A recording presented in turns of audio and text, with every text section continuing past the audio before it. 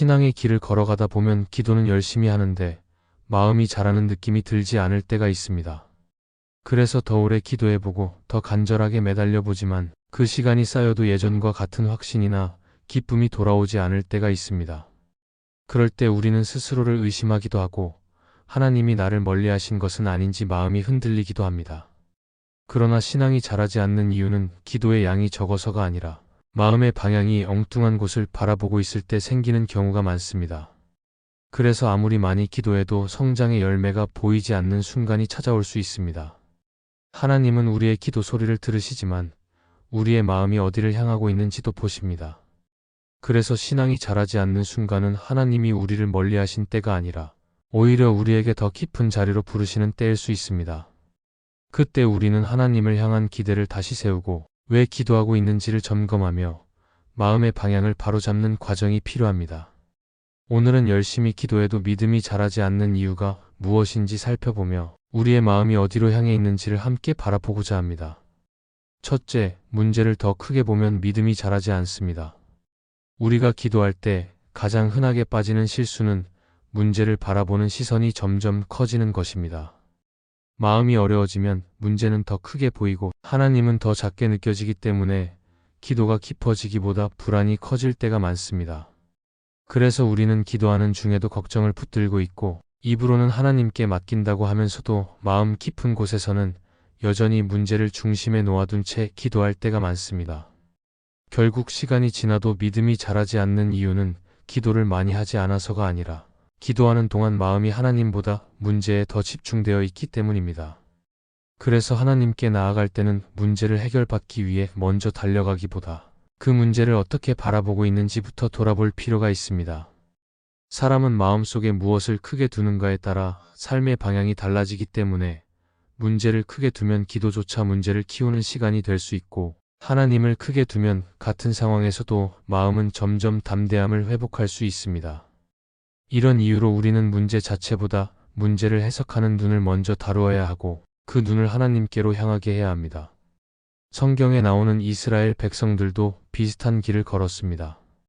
광야에서 음식이 부족해지자 하나님께 나아가기보다 상황만 바라보며 불평했고 그 마음은 점점 더 무거워졌습니다.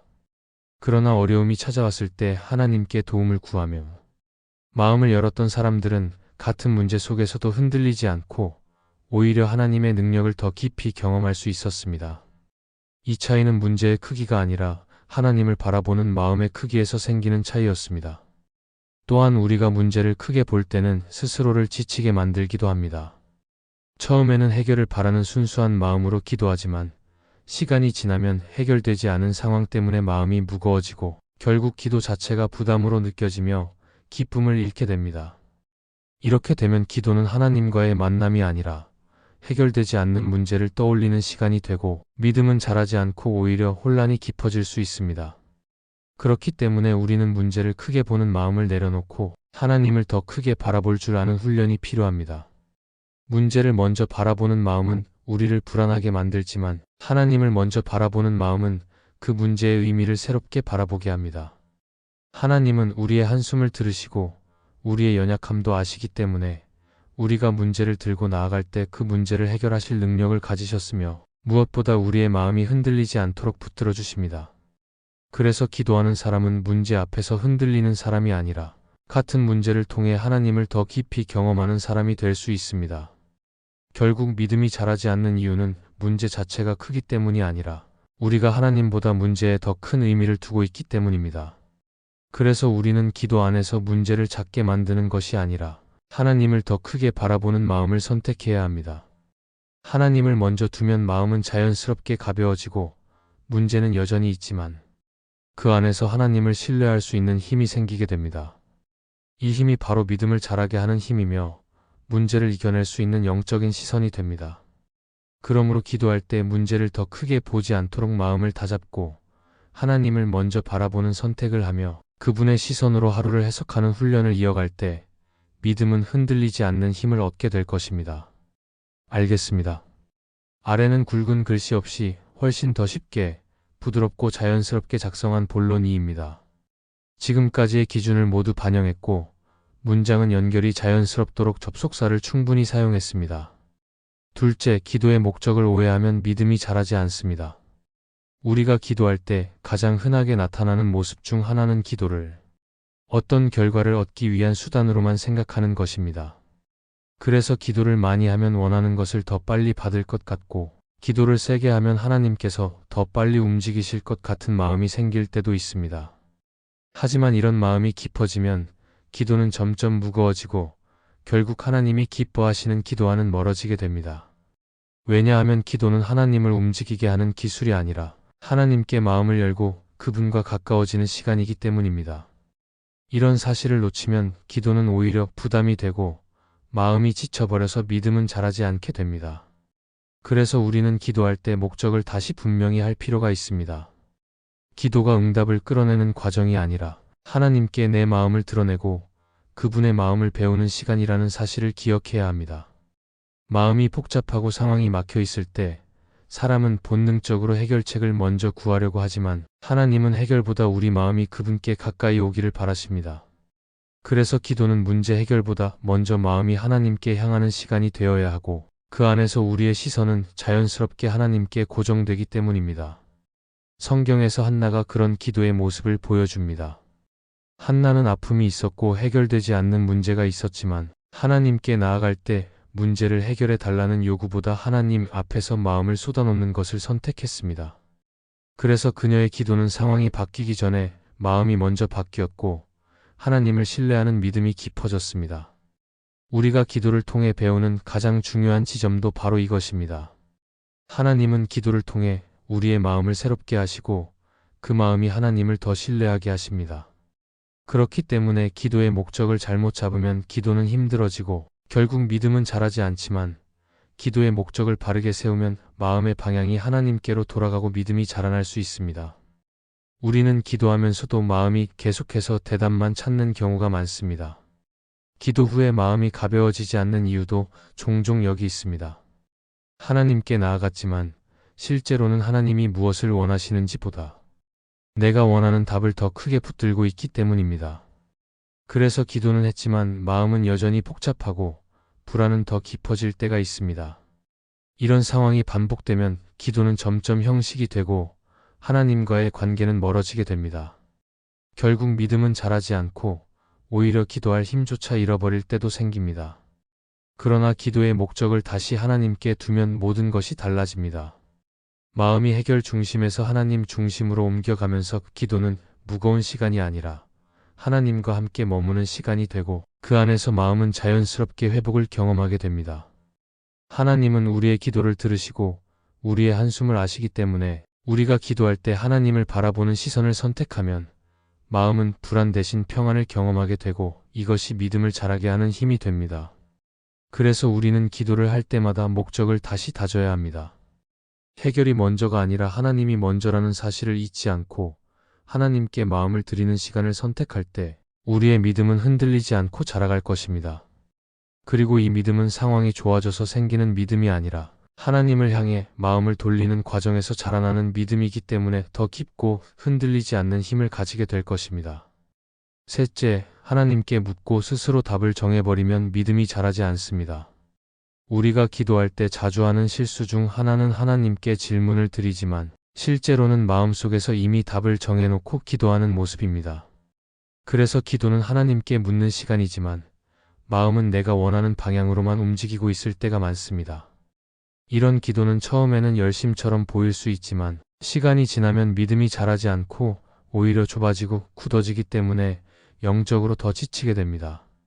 왜냐하면 하나님께 묻는 것처럼 보이지만 실제로는 하나님이 말씀하실 자리를 내 생각으로 가득 채워두었기 때문입니다. 우리가 하나님께 질문을 드릴 때는 어떤 대답이든 받을 준비가 되어 있어야 하고 그 대답이 내가 예정해 둔 길과 달라도 따라갈 마음을 가져야 합니다. 그러나 마음이 힘들어지거나 기다림이 길어지면 사람의 마음은 자연스럽게 자신이 원하는 방향으로 결론을 내리게 되고 그 결론을 기준으로 하나님을 바라보게 됩니다. 이런 마음은 기도의 깊이를 막고 하나님이 주시는 인도하심을 충분히 듣지 못하게 만들며 결국 믿음이 자라는 길을 스스로 좁혀버립니다. 성경 속 사무엘의 이야기를 생각해보면 하나님은 사무엘에게 말씀하실 때 자주 조용히 부르셨고 사무엘은 그 작은 부르심에도 귀를 기울이는 사람이었습니다. 사무엘이 사무엘일 수 있었던 이유는 하나님께 어떤 말씀을 하시든 들을 마음을 준비했기 때문입니다. 그런데 우리는 때로 그 반대가 되기도 합니다. 하나님께 묻기보다 하나님께 대답을 요구하고 듣기보다 결정해둔 방향으로 인도해 달라고 기도할 때가 있기 때문입니다. 마음이 이렇게 되면 하나님은 여전히 말씀하고 계시는데도 그 음성이 들리지 않고 결국 우리는 답을 정해놓은 기도를 반복하게 되고 믿음은 자라지 않게 됩니다. 또한 스스로 답을 정해버리는 마음은 우리를 서두르게 만듭니다. 마음속에 미리 정해둔 결론이 있기 때문에 기도하면서도 조급해지고 하나님께서 응답하시기 전에 먼저 움직이게 될 때가 많습니다. 이런 조급함은 영적으로 중요한 것을 놓치게 만들고 하나님께서 준비해 두신 더 좋은 길을 보지 못하게 만들기도 합니다. 시간이 지나고 나면 하나님이 주시려 했던 은혜의 시기를 놓쳤다는 생각이 들고 마음은 더 혼란스러워질 수 있습니다.